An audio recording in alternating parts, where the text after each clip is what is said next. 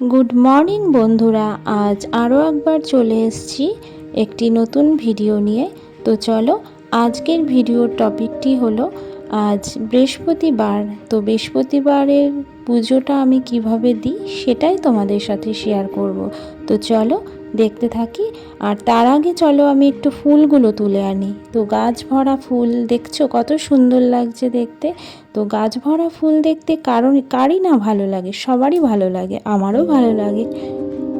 আবার গাছের ফুল ঠিক সময় মতন তুলে না নিলে, তুলে নিয়ে ঠাকুরের চরণে টাইম মতন না দিলে সেটা ফুলের ওপর অন্যায় করা হবে। কারণ গাছের ফুল থেকে থেকে কোনো একটা সময় শুকিয়ে যদি নষ্ট হয়ে যায়, সেটা ফুলের ওপরে অন্যায় করা হবে না গো।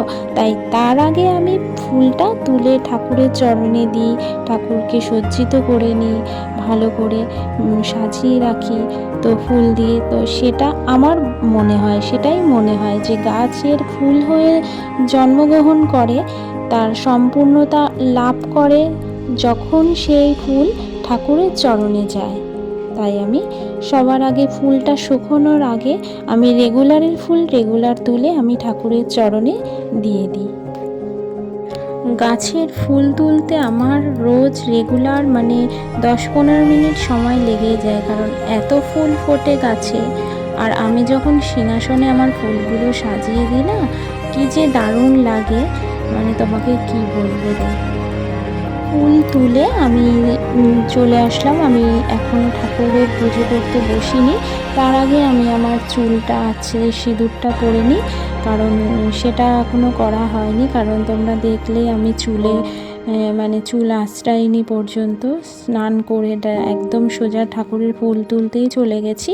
এখন চুল আঁচড়ে সিঁদুর পরে তারপরে পুজো করতে বসবো। তো চলো এরপরে সিঁদুর টিঁদুর পরে নিই, তারপরে যাবো ঠাকুর ঘরে।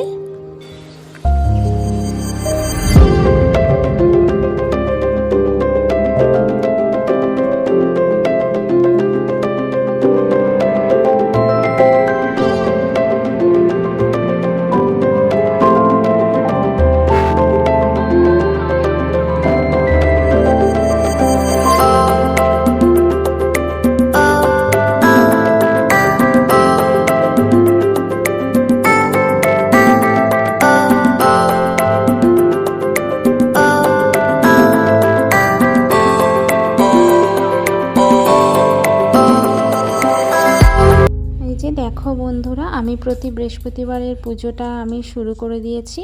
আমার ফুল তোলা হয়ে গেছে।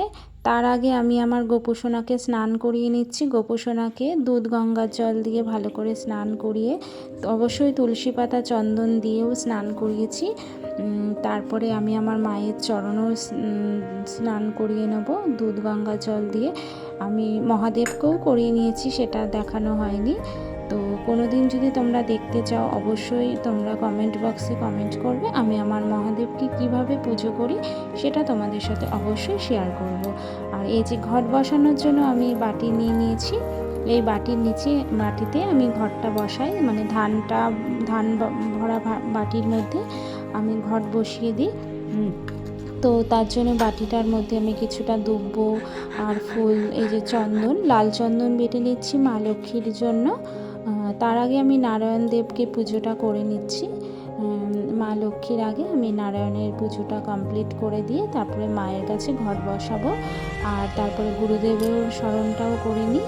আমার যে গুরুদেব আছে অনুকূল ঠাকুর, তার স্মরণটাও করে নিচ্ছি। এই যে গুরুদেবকে তুলসী পাতা দিয়ে তাকে ফুল দিয়ে সাজিয়ে তারপরে আমি আমার ফিরে আসলাম। এই যে আমার সব কিছু বৃহস্পতিবারের পুজোর সব কিছু গুছিয়ে নিয়েছি একসাথে, যেগুলো প্রয়োজনীয়, যেগুলো পুজোতে লাগে, তো সেগুলো গুছিয়ে নিয়ে আমি বসেছি।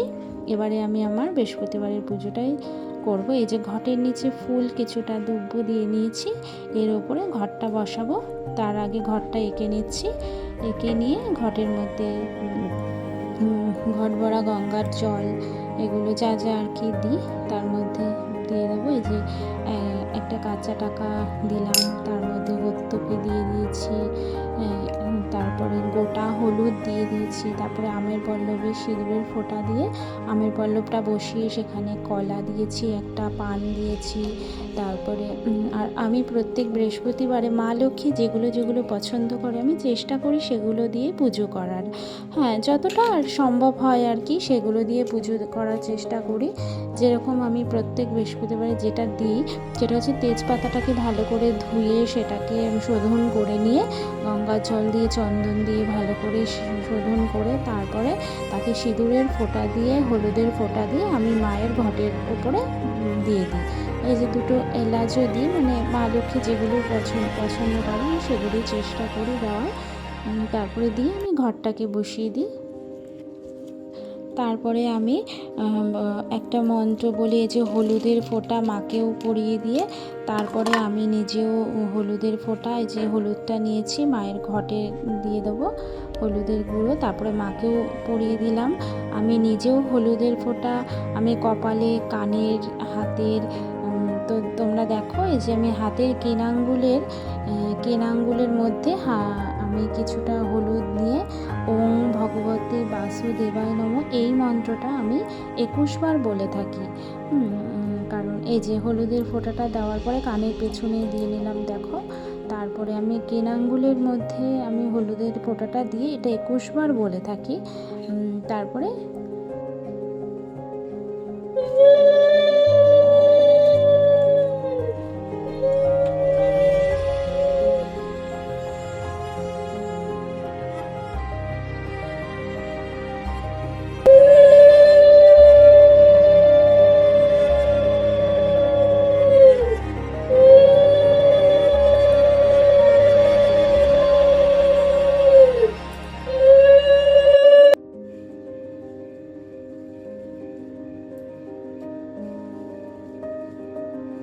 মায়ের ঘট বসানো হয়ে যাওয়ার পরে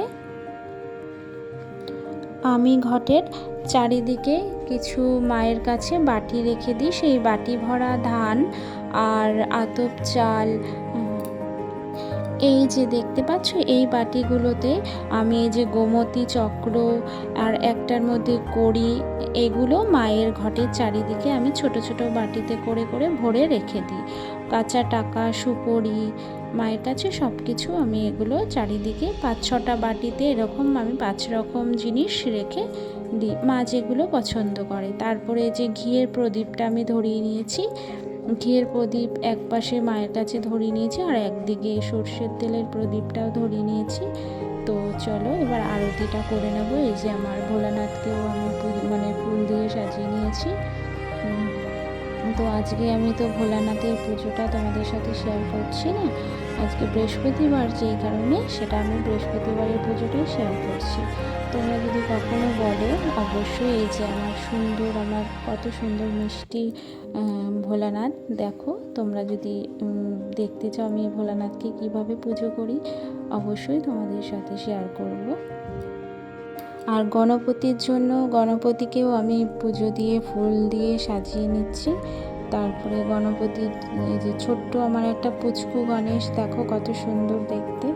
তারপরে এই যে দুব্ব দিয়ে নিচ্ছি, গণপতি তো দুব্ব প্রিয়, তো দুব্বটা তো মাস্ট দিতেই হয়, দুব্ব পেলে গণপতি খুশি হয়ে যায়। এই যে প্রসাদগুলো আমি এবার দিয়ে দেবো। প্রসাদগুলো দেওয়ার আগে হঠাৎ করে দেখি আমি বটিটা ধুইনি, তো বটিটা কলপাত থেকে ধুয়ে নিয়ে আসলাম। তারপরে আমি প্রসাদগুলো কেটে রেডি করে নিয়ে তারপরে প্রসাদগুলো দিয়ে দেবো। তো চলো আমি প্রসাদগুলো দিয়ে রেডি করে নিই, তারপরে আমি পুজোর আরতিটা তোমাদের সাথে শেয়ার করব। তো ফলগুলো আমি ততক্ষণে কেটে নিই। আর আজকে আমি প্রসাদের লাড্ডু বানিয়েছি, সেই লাড্ডুই দিচ্ছি। আর আমি গোপুসোনার হাতেও আমি কখনো কোনোদিনও হাত ফাঁকা রাখি না, আমি প্রসাদেও দিই আবার গোপুসোনাকেও দিই। আর তার মধ্যে আমি গণপতির যে হাতটা আমার যে হাতটা খালি, আমার যে গণপতির মূর্তিটা আছে তার হাতটা খালি আছে, তো ওই হাতটা খালি অবস্থায় আমি কখনো রাখি না, ওখানে আমি দৈনন্দিন যা যা প্রসাদ দিয়ে থাকি তো হাতের মধ্যে সেই প্রসাদটাও দিই। তো আমি গণপতির আমি গণপতির জন্য হাতেও আমি লাড্ডু বানিয়েছি, ওর হাতের সাইজ অনুযায়ী বানিয়ে নিয়েছি। এই যে হাতে ওর লাড্ডুটা দেখো কত সুন্দর লাগছে দেখতে। ওর হাতে আমি এরকম সব সময় ভরা রাখি। গণপতি তো খেতে খুব পছন্দ করে না, তাই ওর হাতে আমি লাড্ডু বা যেরকম প্রসাদ যখন যেরকম হয়। এই যে আমি আমার আরতিটা শুরু করে নিচ্ছি। তো চলো পুজোটা করি।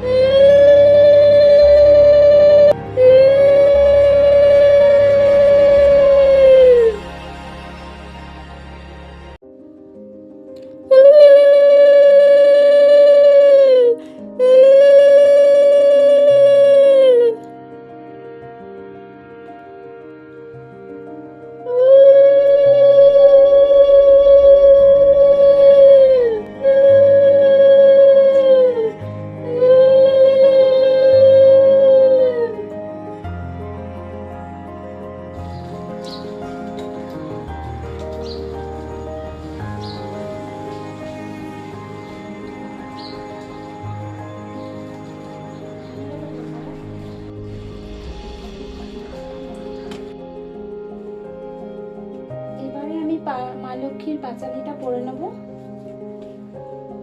তারপরে আমার পুজো কমপ্লিট। মা লক্ষ্মীর পাঁচালি পরতে আমি একটু দুব্বো আর ফুল নিয়ে নিয়েছি। এবার আমি আমার শুরু করবো পাঁচালিটা পরা। দোল পূর্ণিমার নিশি নির্মল আকাশ মন্দ মন্দ বইতেছে মেলায় বাতাবলা বনে, সেকালে বিনা করে এলো মায়ের মনে যে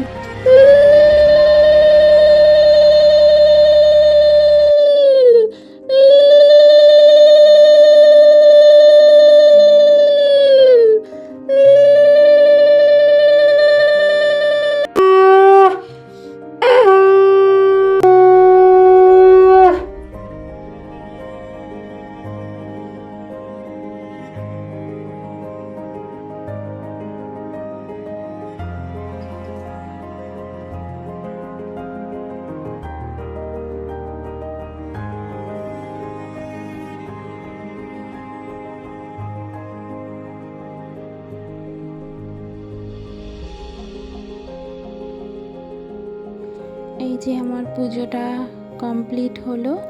এখন পুজোর কমপ্লিট হওয়ার পরে আমি প্রণাম মন্ত্রটা সেরে নিলাম। সেরে নিয়ে তারপরে যে ঈশ্বর মহেশ্বর, তুমি আমার বন্ধুদেররা যারা যারা দেখছে ভিডিওটা, সকলকে আশীর্বাদ করো, সকলের ভালো করো, মঙ্গল করো, আমার সব বন্ধুদের ভালো রেখো, সকলকে ভালো রাখো, সবাই সপরিবার সকলের মঙ্গল করো। ঠাকুরের কাছে এটাই বলি যেন সবাই ভালো থাকে। এটা বলে আমি আমার পুজোটা সম্পন্ন করলাম। তারপরে চলো আমি বাড়ির সবাইকে প্রসাদ দিয়ে আসি। পুজোর শেষে আমি এখন প্রসাদটা দিয়ে আসি। আর অবশ্যই আমার ভিডিওটা যদি, আমার প্রতি বৃহস্পতিবারের পুজোর ভিডিওটা যদি তোমাদের ভালো লেগে থাকে, অবশ্যই পাশে থেকো। তো টাটা, বাই বাই, দেখা হচ্ছে নেক্সট কোনো ভিডিওতে। তো তোমরা সবাই ভালো থাকো, সুস্থ থাকো। এই যে সবাইকে আমি প্রসাদ দিতে চলে আসলাম। তো চলো টাটা, বাই বাই। চেষ্টা করো আর কিছু করতে পারবে না, সত্যি হয়েছে কিছু করতে পারবে না। একটা কথা বলি, আশিকে না আমি এত শিখছি, গান গাওয়ার কি দরকার ছিল?